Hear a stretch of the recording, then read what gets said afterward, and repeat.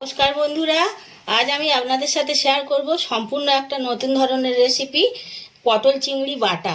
তো এই পটল চিংড়ি বাটা থাকলে শুধু ভাত খাওয়া হয়ে যাবে, এরকমভাবেই একটা তরকারি আমি তৈরি করব। তো প্রথম থেকে আপনারা ভিডিওটা শেষ পর্যন্ত দেখুন।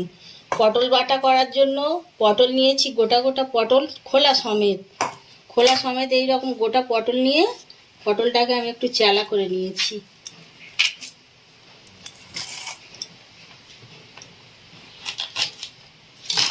এরকম ছোট ছোট করে কেটে নিয়েছি। এবার এটাকে একটু পেস্ট তৈরি করতে হবে। এর মধ্যে দিয়ে দিচ্ছি চিংড়ি, কেটে রাখা চিংড়ি দিয়ে দেবো, অল্প একটু জল।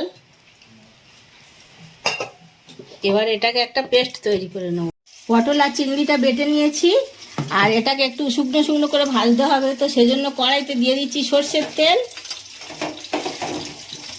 তেলের ওপরে দিয়ে দিচ্ছি আমি একটুখানি কালো জিরে,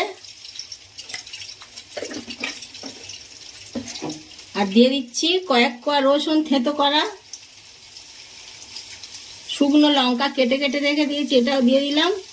আর বেশ কয়েকটা রসুনের কোয়া গোটা গোটা আছে, আর একটা বড় সাইজের পেঁয়াজ কুচনো আছে। সবগুলোকে একসঙ্গে দিয়ে ভালো করে আগে ভাজবো। সমস্ত উপকরণগুলো প্রায় ভাজা ভাজা হয়ে এসেছে। এবার এর ওপর থেকে বেটে রাখা পটলটা আমি দিয়ে দেব। এটাকে দিয়ে বেশ নাড়তে হবে, নেড়ে নেড়ে শুকনো করবো। বাটাটা বেশ শুকনো শুকনো হয়ে এসেছে। এই অবস্থায় দিয়ে দেবো আমি পরিমাণ মতো লবণ।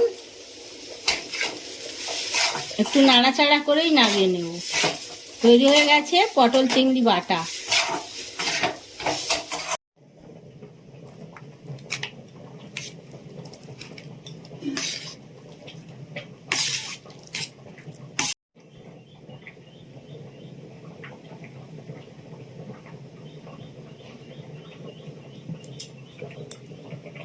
তো বন্ধুরা, পটল চিংড়ি বাটা একদম রেডি হয়ে গেছে।